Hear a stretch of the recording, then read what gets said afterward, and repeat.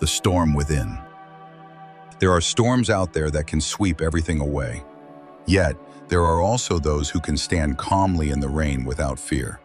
But there are storms that need no wind, no thunder, and still, they can shatter an entire life. Those are the storms within the mind. The Buddha once said, "The mind precedes all things." The mind is their master. The mind creates them. Every suffering we endure does not come from the outside world, but from the way we react to it. When the mind trembles, everything trembles. When the mind is still, even the fiercest storm becomes peace. One day a man came to the Buddha, tears filling his eyes. He said, "Blessed One, I've lost everything. My house was burned, my loved ones are gone, and I have nothing left to live for." The Buddha looked at him silently and asked, "If within you there is nothing left, then who is the one that suffers?" That question struck him deeply. He suddenly realized that pain does not lie in what has been lost, but in his clinging to it. And at that moment, he began to cry. But this time, those tears were not of despair. They were the tears of awakening.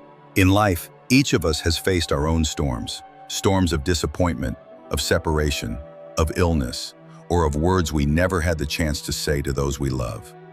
We often believe that time will heal everything, but in truth, time doesn't heal. Understanding does. Some live their whole lives still haunted by old wounds because they never paused long enough to truly listen to their storm. When Prince Siddhartha left his palace in search of truth, he too went through such storms. He wandered for years, practicing all kinds of austerities. At times, he sat alone in the forest, his body so frail that only skin and bones remained. But no matter how much his body suffered, as long as his mind was restless, wisdom did not arise. Then, under the Bodhi tree, he made a vow, not to rise until he had awakened.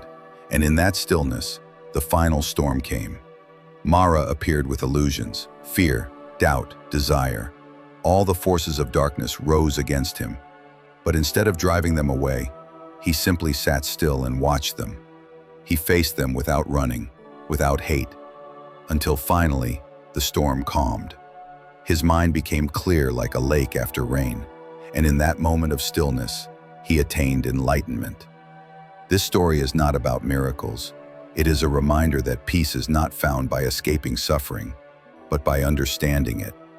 When the mind is steady, no storm can shake it. But how can one stay still in the middle of a storm? How can we keep from being swept away when emotions rise? The Buddha taught us the art of letting be. Sometimes peace doesn't come from doing anything. It comes from not doing. He compared the mind to a lake. When the surface is disturbed, the sky cannot be reflected. When we stop stirring it, the water clears by itself. In life, we spend our days trying to fix everything. Fix others, fix circumstances, even fix ourselves, believing happiness lies in control. But the more we try to fix, the more restless we become, because the mind has never learned to be still. Only when we truly stop do we see that everything has always been enough as it is. A Zen master once told this story. One day he passed by an old temple ruined by storms. The tiles were broken, the Buddha statue lay fallen. But from the cracks in the wall, a small flower had bloomed. He smiled and said, "The flower is not afraid of ruin. It simply blooms, because that is its nature." That is the art of letting be. When we stop resisting, the heart blooms naturally, like a flower after rain. And sometimes, tears themselves are the first teacher. In the Samyutta Nikaya, the Buddha told Ananda, "The water in the four great oceans is not as vast as the tears shed by beings wandering through samsara." It sounds sorrowful, but it is in fact a reminder of compassion. Every tear that falls is not wasted if we can see the light within it. When we cry, the heart softens, the walls of pride melt away, and understanding begins to grow. That is why those who have suffered deeply often become the most compassionate. Suffering is not the enemy. It is the doorway to wisdom. Without darkness, we would never value the light. Without falling, we would never learn to rise. In every pain lies the seed of peace, like the lotus that cannot bloom in clear water, but only in muddy soil. Only in darkness does the flower learn to turn toward the light. The Buddha never promised a life without storms. He only taught us how to stay calm within them. Among all things we cannot control, the only true refuge is our own mind. One mindful breath, one deep look, one moment of allowing, that is the way home. And in that returning we realize, peace is not at the end of the path, it is in the way we walk it. When we pause, each breath becomes peace. When we see deeply, each pain becomes a lesson. When we let go, each tear becomes nectar. Storms are no longer frightening because they are part of the sky within us. We don't need to push them away. We only need to see them, understand them, and smile. And one day we will realize, every storm came only to teach us how to love. When we understand that, the heart becomes light as a cloud, bright as a full moon. The dawn will come, not because we chase it, but because we have learned to be still and to love. Stillness and forgiveness. There is a paradox that few people see. The strongest person is not the one who screams through pain, but the one who can sit quietly in the middle of the storm without complaining. True courage is not about defeating others, but about facing the pain within oneself. In the Anguttara Nikaya, the Buddha said, "No victory is greater than the victory over oneself. One may conquer 1,000 men in battle, but the one who conquers his own mind is the true hero." In life, we are taught that when we are hurt, we must fight back, rise up, demand justice. But the wisdom of the Buddha teaches a different path. Sit down, be still, look deeply into that wound with eyes of understanding. Because when we stop running, we begin to see clearly. The one who hurt us is also suffering. They act from ignorance, from fear, from wounds that have never healed. And in that moment, hatred begins to melt away, like ice melting under the sun of awareness. One day, a young monk came to the Buddha and asked, "Blessed One, what should I do when others insult me?" The Buddha looked at him and asked, "If someone offers you a gift and you refuse it, to whom does the gift belong?" The monk replied, "To the giver, Blessed One." The Buddha smiled and said, "In the same way, when someone speaks harshly to you and you do not take it in, the anger returns to them. So why hold suffering that does not belong to you?" That is the power of stillness. Stillness is not weakness or passivity. It is the strength that comes from understanding. Those who understand no longer need to argue or prove. They know all storms will pass, and only compassion will remain. In another teaching, the Buddha told a parable. Two friends crossed a river together. When they reached the other side, one of them still carried the raft on his shoulder. The other asked, "Why don't you put it down?" He replied, "This raft helped me cross the river. How could I abandon it?" The Buddha said, "You are foolish. My teachings are like that raft. They help you cross over suffering, but once across, you must let it go." How much of our pain comes from this? We cling to the things that once helped us survive, but now they weigh us down. We hold on to old wounds, harsh words, and memories of suffering, as if afraid that if we let go, we would forget who we are. But that very attachment is the chain that binds us. Only when we forgive do we step onto the bridge that leads to freedom. Forgiveness is not because others deserve it, but because we deserve peace. Forgiveness is not about forgetting the past, but about no longer allowing it to imprison the heart. In the Metta Sutta, the Buddha taught, "Let your heart be vast like the earth." Whether people throw dirt or flowers, the earth remains the same, silent, patient, embracing all. The one who can forgive has learned to live like the earth, silent but strong, embracing yet unharmed. The story of Angulimala is one of the most powerful lessons about forgiveness. He was once a feared murderer who killed hundreds of people and wore a garland of their fingers. When he met the Buddha, he drew his sword and chased after him, but no matter how fast he ran, he could not catch up. Frustrated, he shouted, "Monk, stop!" The Buddha turned and said calmly, "I have stopped long ago. It is you who have not stopped." Those words struck his heart like lightning. He fell to his knees, dropped his sword, and wept. From that day forward, the killer became a saint. Angulimala was transformed through understanding and forgiveness. What changed him was not punishment, but the light of compassion. The Buddha did not see a criminal. He saw a man lost in ignorance, longing to be seen, to be understood.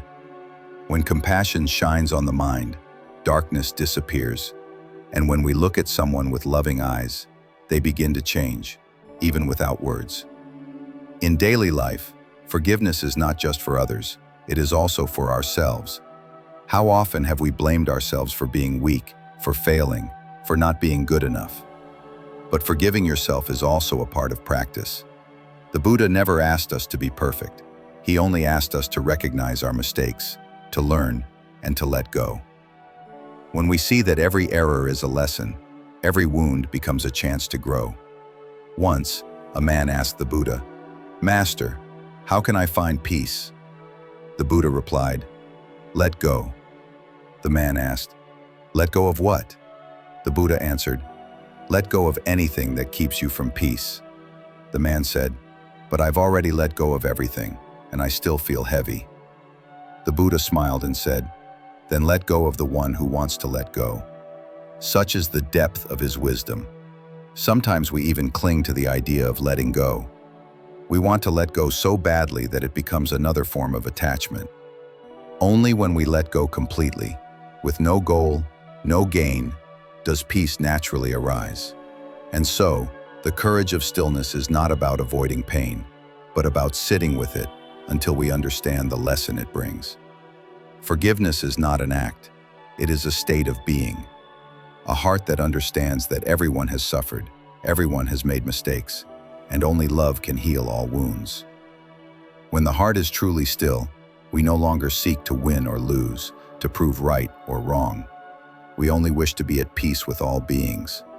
That is the beginning of compassion, the bridge between suffering and peace. Like the bridge of forgiveness itself, if we never step onto it, we remain trapped on the shore of resentment. But with one step of understanding, one breath of love, we are already on the other side. That other shore is not far. It is only one moment of letting go. And when we cross, we realize peace has never been waiting at the end of the road. It has always lived inside the heart that has learned to be still and to forgive. Awareness in suffering. As long as people are still afraid of suffering, it means they have not yet understood the nature of life. The Buddha once said in the Four Noble Truths, "Life is suffering." But that is not a pessimistic statement. It is the key to enlightenment. Only when we look directly into our pain can we see its causes, the path that ends it, and the true peace waiting on the other side. No one in this world is free from suffering. The difference lies only in this: some drown in suffering, while others awaken through it. One morning, when the Buddha was walking through a village with his monks, he saw a woman sitting by the roadside, holding her dead child in her arms, crying in unbearable grief. The Buddha stopped, his gaze gentle but deeply compassionate. The woman looked up at him in despair and pleaded, "Blessed One, please use your power to bring my son back to life. I cannot live without him." The Buddha neither refused nor offered comfort. He said softly, "Go into the village and bring me a handful of mustard seeds. But make sure they come from a house that has never known death." The woman hurried away. She knocked on every door, begging from one home to another.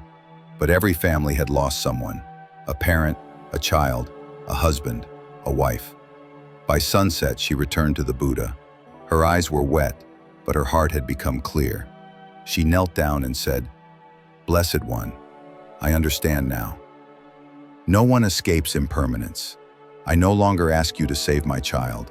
Please teach me the way to end this suffering." From that day, she became a devoted disciple named Kisa Gotami. That story is one of the most profound lessons about the light of awareness, a light that doesn't come from miracles, but from seeing deeply into impermanence. When we realize that all things arise, change, and pass away, pain loses its power, just as darkness vanishes in the presence of light. Awareness doesn't make suffering disappear. It helps us see it as it truly is, without clinging, without anger. Someone once asked, "Why did the Buddha call suffering a teacher?" Because suffering is the only lesson that truly transforms us. When we are happy, we forget to practice. But when we are in pain, we begin to search, to reflect, to turn inward. Pain has the power to awaken the spirit because it shows us the limits of the ego, like a traveler walking in the dark. Only when they stumble do they realize they are on the wrong path. The Buddha himself went through the deepest suffering, not only physical, but spiritual. He once felt deep sorrow seeing an old man, a sick man, and a corpse. That realization drove him to leave his royal life and seek the path to end suffering. The path he discovered was the Noble Eightfold Path, to live with awareness in every breath, every action, every thought. One day, a man came to the Buddha and said, "Blessed One, I have practiced for many years, yet I still suffer. Why?" The Buddha smiled and replied, "Because you have not yet seen suffering as suffering. You still wish it would go away. But when you truly see it, you will no longer suffer because of suffering." It sounds paradoxical, but it is the essence of meditation. When we look directly at suffering without fear, it loses its control over us. When we fear it, pain dominates us. When we understand it, pain becomes our teacher. Awareness is the light that dispels the darkness of ignorance. A person without awareness, even if living in a palace, still suffers like one in hell. A person with awareness, even in hardship, is as peaceful as one in heaven. Once, a sick monk lay dying, his body covered in sores, his smell so unbearable that others stayed away. The Buddha himself came to him. He washed the monk's body with warm water, dressed his wounds, and sat by his side. He said gently, "This body is impermanent. These sensations are impermanent. Reflect and see. This is not you, not yours." The monk wept silently.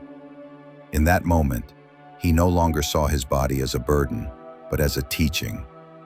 He meditated with awareness and passed away peacefully. That is the power of awareness. When we shine the light of wisdom on pain, pain cannot survive.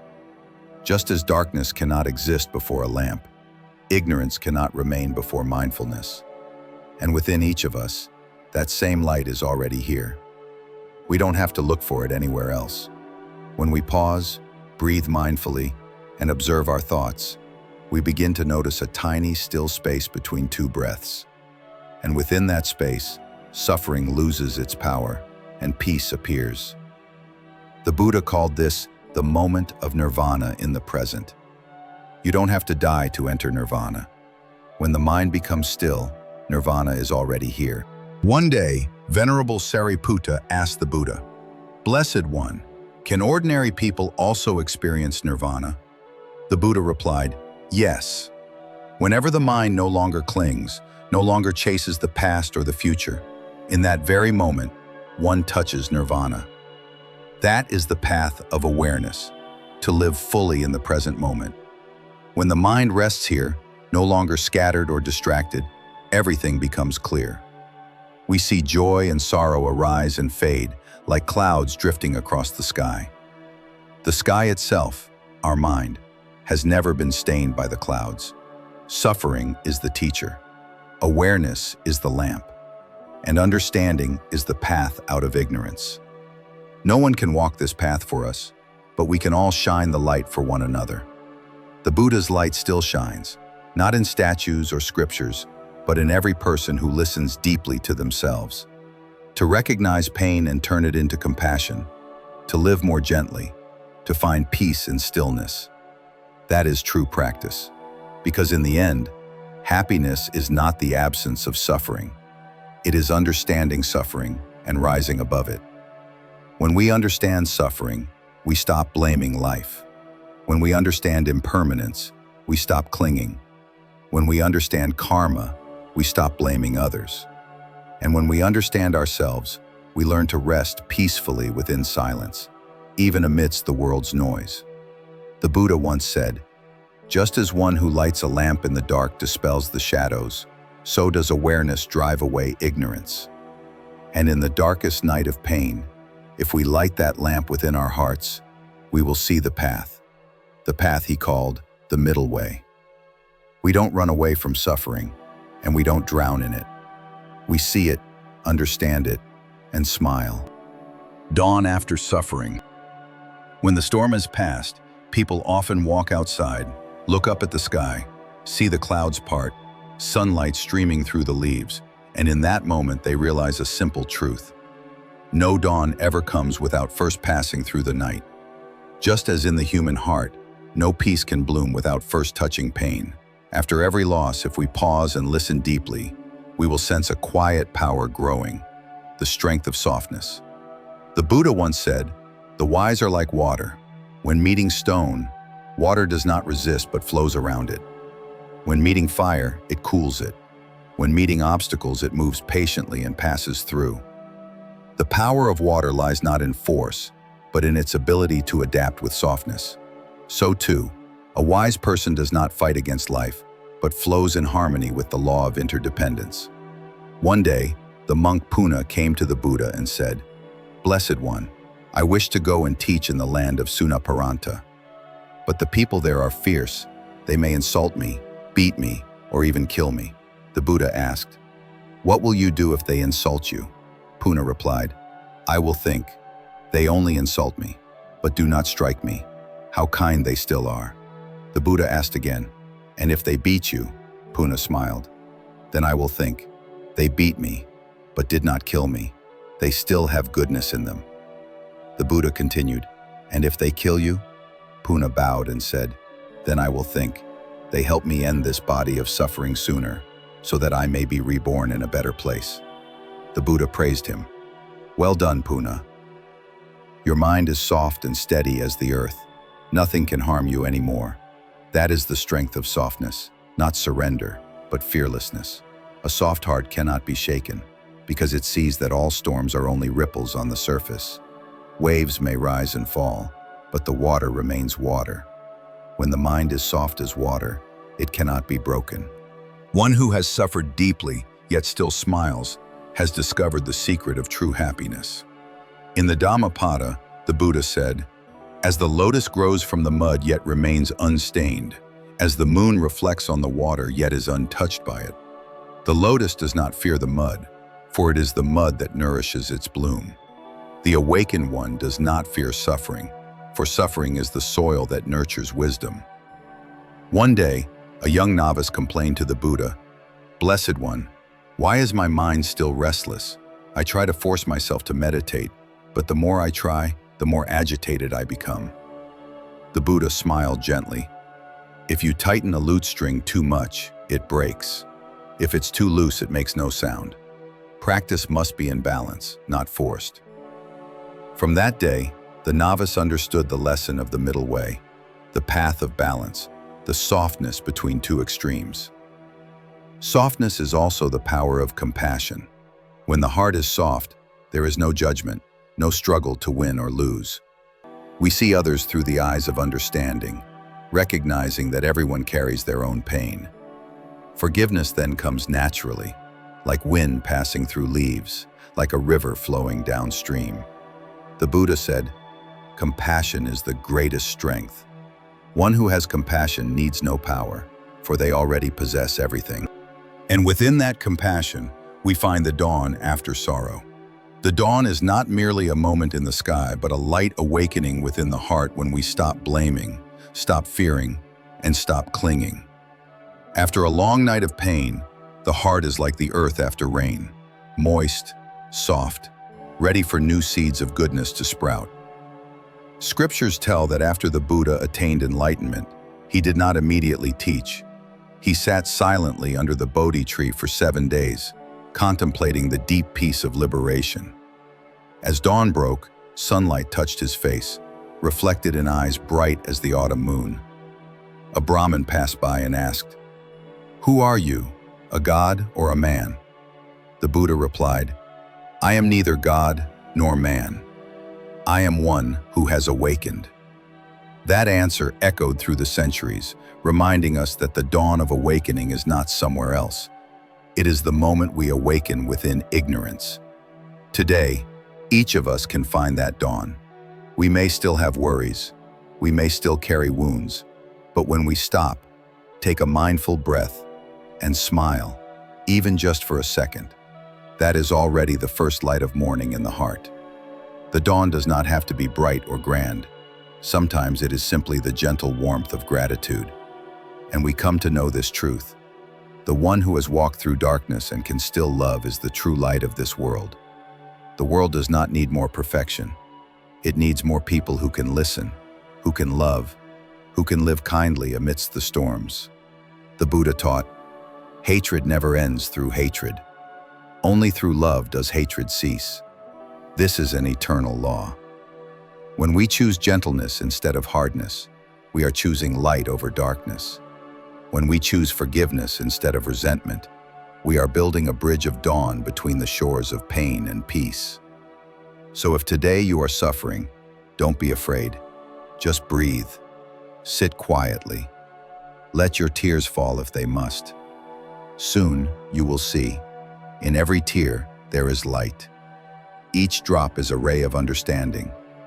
And when your heart becomes soft enough to accept, the dawn will come, as naturally as breathing, as gently as a miracle. And if you are hearing these words, perhaps you too are walking this same path, the path of understanding, of love, of awakening. If this message has brought you peace, leave a small comment about what touched your heart, or share your own story of pain and healing.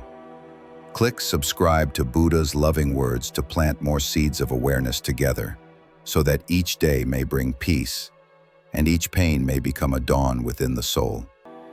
When you understand, you no longer judge. When you love, you no longer resent. And when you awaken, you no longer fear suffering. That dawn is coming, right now, within the heart that knows stillness and love. From the bottom of our hearts, we thank you for supporting Buddha's loving words.